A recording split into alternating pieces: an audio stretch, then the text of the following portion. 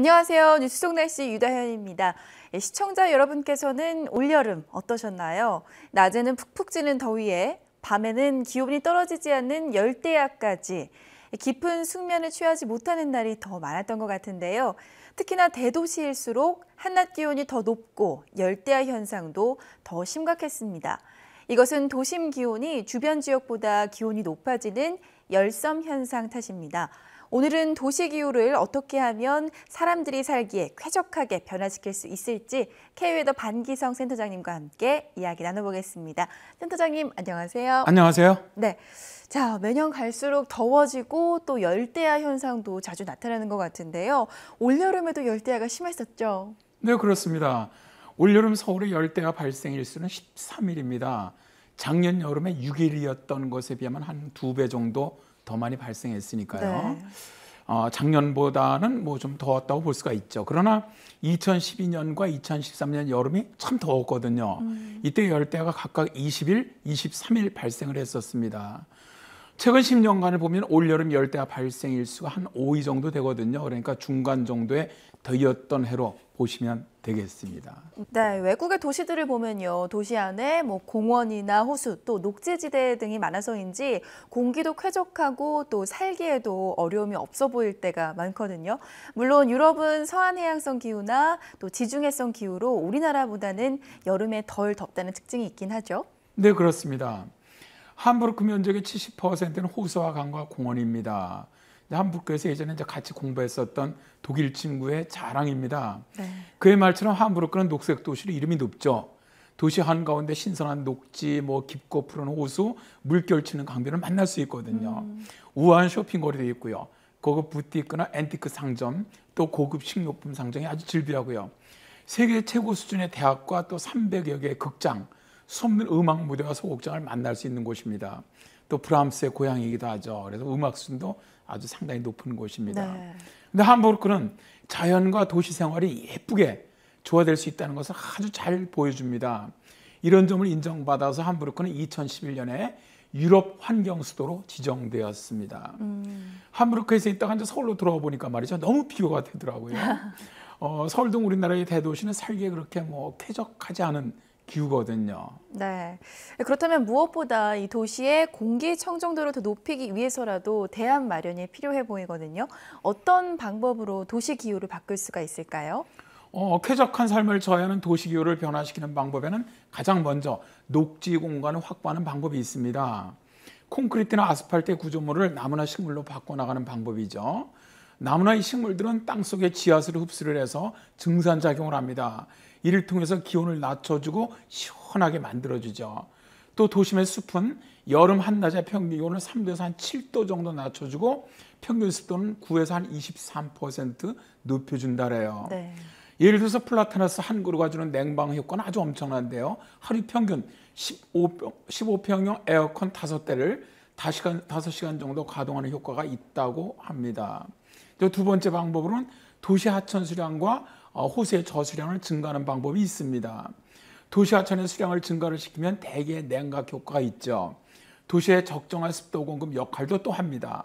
대표적인 예가 이제 청계천 복원 사업인데요. 국립기상연구소에서 청계천 복원 기상 분석을 해봤더니 복원 전에 청계천 주변 지역 기온은 서울 평균 기온보다는 한 2.2도 정도 높았었습니다.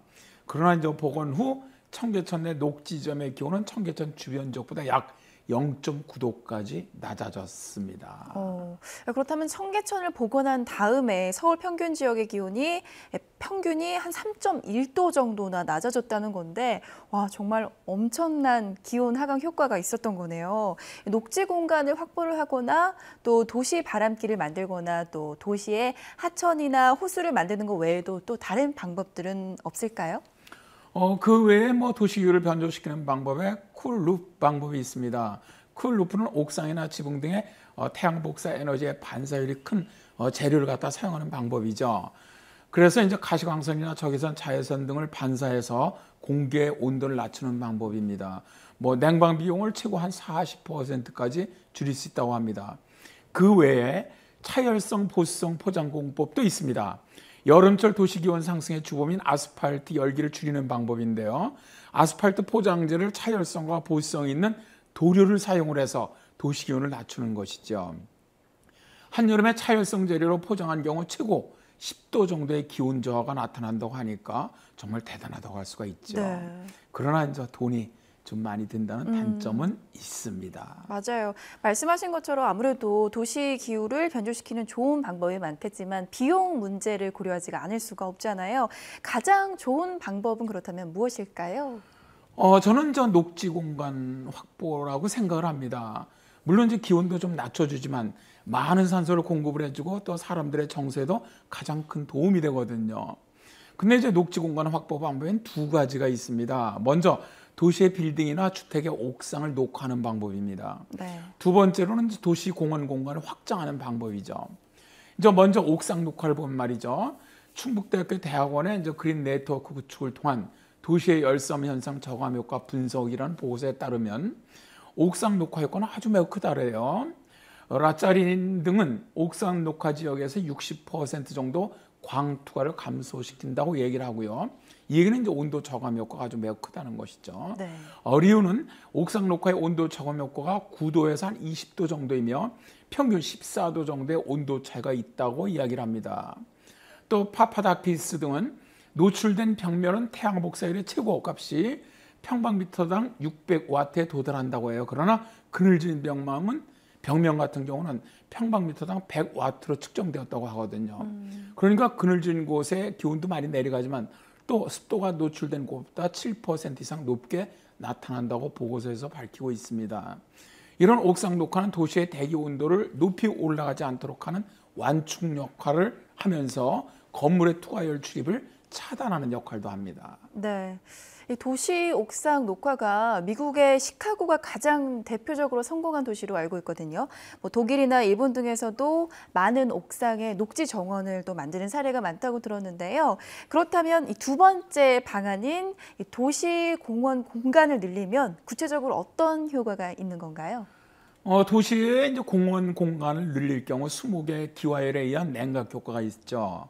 수목의 차양 기능으로 인한 열 차단 효과도 또 있어요. 이로 인해서 도시 내에 좀 항원 상태를 유지할 수 있고요. 우리나라에서는 이제 대구가 도시 녹화 사업에 아주 선도적이라고 할 수가 있는데요.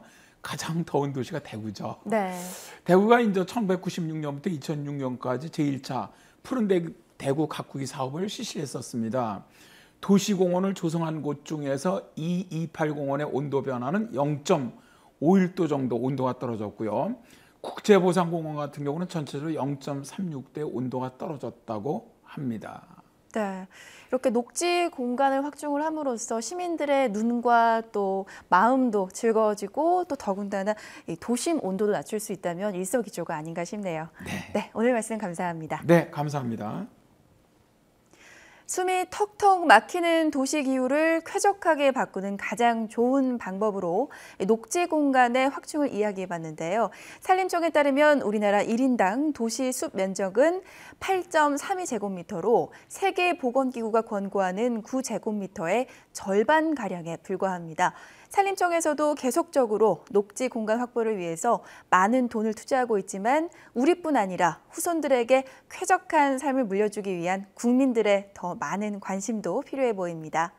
뉴스 속 날씨 오늘 준비한 이야기는 여기까지입니다. 시청해주신 여러분 감사합니다.